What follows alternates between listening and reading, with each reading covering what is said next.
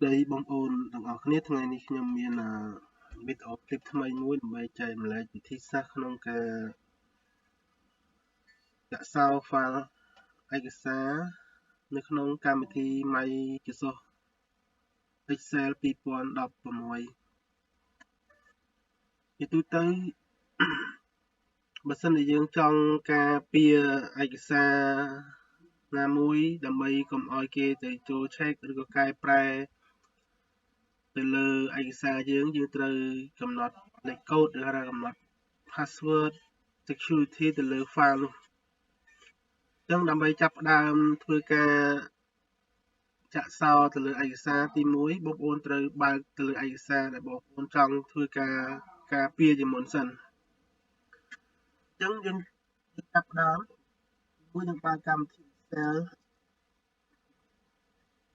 យើងជ្រើស open ត្រង់ open ហើយយើងរក browse ហើយយើងរកទីតាំងឯកសារយើងដែលសាកថាខ្ញុំចង់ចាក់សោទៅលើបង្កើត password ទៅលើ SO for material នេះ open វាមួយមកតមកយើងចូលក្នុង file menu ហើយយើងជ្រើសរើសពាក្យថា save as ហើយយើងចូលក្នុង browse វានឹងបង្ហាញផ្ទាំងមួយហើយយើងចុចត្រង់ចំណុច tool យកពាក្យថា general option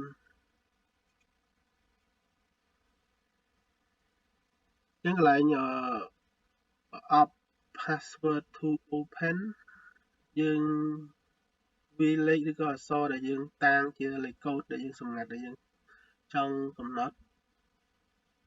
ជាអក្សរក៏បានជាលេខក៏បានខ្ញុំឧទាហរណ៍1 2 3អ្វីលេខកូដរបស់ខ្ញុំគឺ password គឺ1 2 3ត្រង់ password to open ចំណុចទី2គេដាក់ថា password to modify វាថាយើងចង់បញ្ជាក់ password ចំនួនការបើកនោះបើយើងចង់កំណត់វា2តង់យើងអាចជ្រើសរើសត្រង់ password modify មានថាពេលយើងកំណត់ open ហើយវាទាមទារ modify ម្ដងទៀតបើថាយើងអាច lock ចូល file ឯកសារនោះបានតែខ្ញុំ open តាមតង់បានហើយ return password to set មានថាវាឲ្យយើងបញ្ចូលលេខ password ដែលយើងកំណត់មុនហ្នឹងដងទៀតយើងដាក់អីកំណត់លេខ3អូខេ save វាមួយមក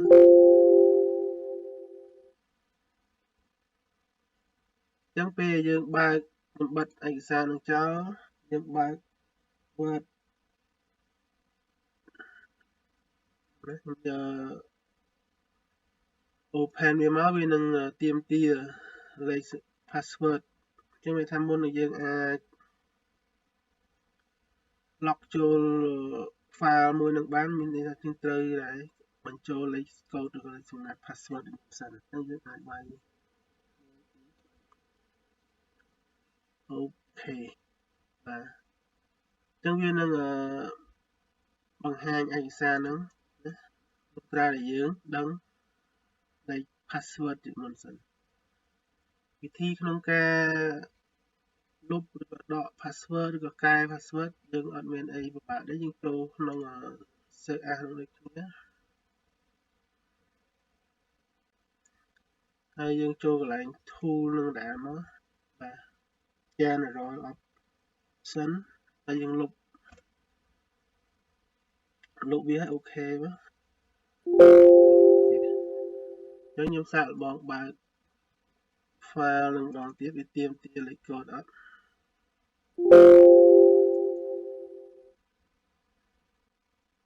ចឹងវាអត់តម្រូវឲ្យយើងបំពេញ password ទេចឹងនៅក្នុងគោលដៅមេរៀនវីដេអូនេះគឺយើងចង់បង្ហាញអំពីការដាក់និងការដោះ password ទៅលើ file ឯកសារនៅក្នុងកម្មវិធី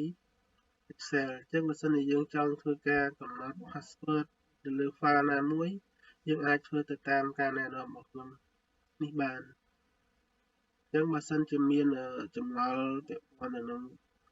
វីដេអូនេះអាច comment នៅខាងក្រោមវីដេអូបានហើយបើសិនជាបងប្អូនចង់បាននៅវីដេអូថ្មីបន្តទៀតអាចជួយចុចលើពាក្យ subscribe និងដើម្បីទទួលបាននៅវីដេអូថ្មីជាបន្តទៀតយើងមានប៉ុណ្ណឹងសូមអរគុណសម្រាប់ការទស្សនា